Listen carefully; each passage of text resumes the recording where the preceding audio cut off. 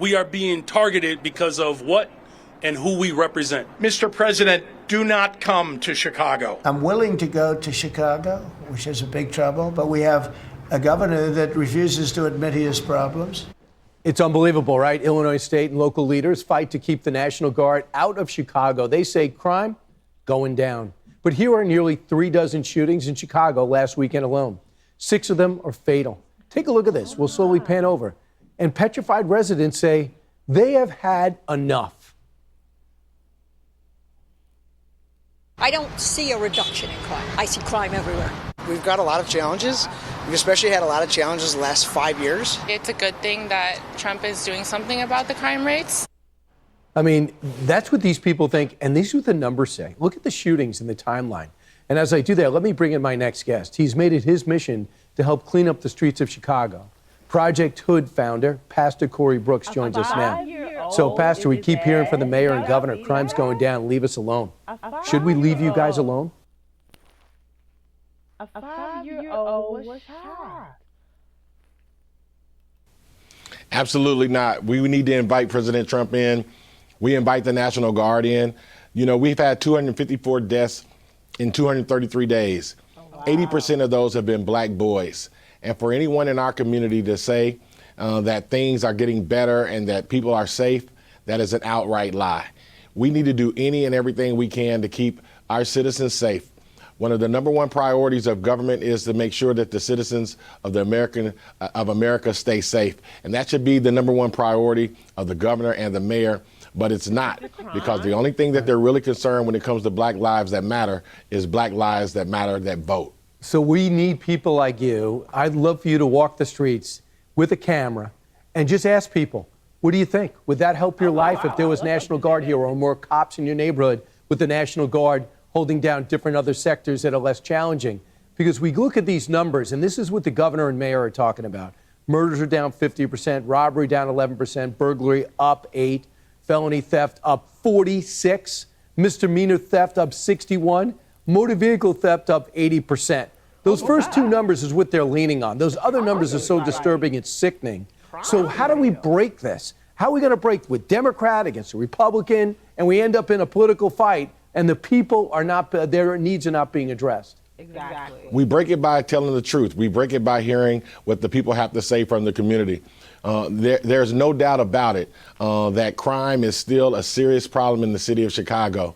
Anytime you have individuals breaking in stores downtown in Nordstrom's, that's a problem. We still have mothers who are burying young boys and their sons are dying prematurely. That is a serious issue. And for individuals to make us try to feel as if we're witnessing things getting better, that's not right. It's distasteful. And for those who live in our community, we realize that's a lie, and we realize that something needs to be said. That's why I'm speaking out every time I get a chance, because I bury these black boys. I see the mothers who are crying. I see the deaths that are going on every day, and I witness the crime in our community every single day on the sidewalks. So he says murders are down, but for 13 years, Chicago has the most murders of every U.S. city. He says numbers going in the right direction. 7 consecutive years, Chicago has had the highest murder rate among U.S. cities, with more than 1 million people. I mean, this is as bad as something you would see in a Middle East city, who is going through massive unrest. You used to be able to see in Syria. But so to do that, Pastor Brooks, you need the black community or the urban community, I don't care what their heritage is, to stand up and speak out and say that mayor with 18% approval rating doesn't speak for me. How do we break this deadlock? Oh, wow. We do it just by doing what I'm doing today. Listen, I realize that the National Guard is a temporary fix, but it will calm things down. It's up to organizations like ours to continue to do the solutions and bring the help that we need. But we have to speak out. We have to say something. We have to let the world know that this is an issue in Chicago, and we can't let the mayor nor the governor dictate how that is said. 254 deaths in 233 days. It would be chaos. Exactly. Right, Pastor. The mayor says this is a race thing because the white president doesn't like black people, essentially, to paraphrase. Would you meet with the mayor and tell him what you just told me? Yeah, I would tell the mayor exactly that. I would tell the mayor and the governor that, listen, 254 deaths in 233 days is a serious problem. This isn't about race. This isn't about President Trump. It's about the safety of American citizens. It's about the safety of people who live in Chicago. It's about the mothers who are seeing their children die every single day, being shot and killed. And we need to do any and everything possible to make sure that we stop the deaths in the city of Chicago. And just for the record, you have not met with him, right? No, I have not met with him, and I very seriously doubt that he'll meet with me. Well, he should, if he wants to solve problems. He also rejected the thought of adding more cops. Says it's not going to help. He wants more housing projects. That is the mayor the people of Chicago elected. What an embarrassment.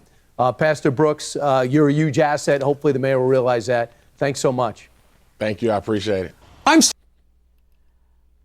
Okay, so there we are, family. I'm not understanding why the governor is trying to bring race into the situation. Keeping a city safe has nothing to do with race. Whether the people are Caucasian, African American, Asian, whatever, keeping someone safe has nothing to do with race. And the bottom line, the governor, the mayor of Chicago, they all have to be benefiting off of the chaos. And that's something we need to look in as citizens, those who are living in Chicago.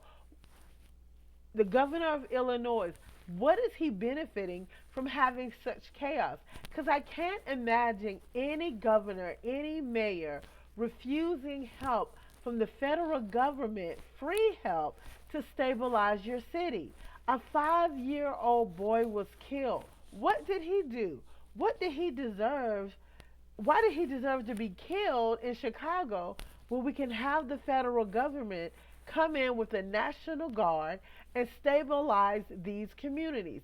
36 shootings in one weekend is too many. Chicago, I read, had over 700 deaths last year. That's nearly 2 people dying a year based on violence. This is out of control. So everyone, family, let's get the discussion going. Drop a comment in the comment section. Tell me how you feel about the governor of Illinois, the mayor of Chicago, and their refusal to work with Donald Trump and bringing in the National Guard to help stabilize the communities as they have done in D.C. And those who are in Chicago, let us know how you feel. Speak out. Tell your story.